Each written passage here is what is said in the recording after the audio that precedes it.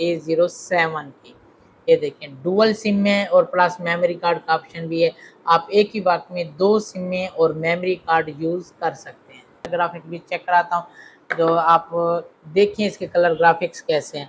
ये Samsung A07 है। सबसे पहले इसकी ब्राइटनेस फुल करता हूँ। ये ब्राइटनेस फुल की मैंने, और ये ऑटो पे ख़त्म है। तो ये कलर ग्राफिक चेक करें, बहुत अच्छे कलर ग्राफिक नज़र आ रहे हैं। ये इसके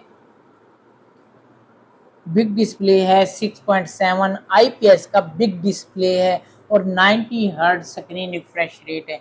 और इसमें जो एंड्रॉयड वर्जन है वो 15 है। अच्छे कलर ग्राफिक्स लग रहे हैं। वैसे सैमसंग जो है कलर ग्राफिक्स में बहुत अच्छी डिवाइसेस हैं इनकी, चाहे कोई भी डिवाइस है सैमसंग की कलर ग्राफिक्स में बहुत अच्छी है। नो कंप्रोमाइज़ कलर ग्राफिक्स में। किसी भी कंपनी का अगर कोई मोबाइल है तो कलर ग्राफिक्स में सैमसंग का कंपेयर नहीं कर सकता। तो इसका मैंने डिस्प्ले आपको शेयर कर दिया है। तो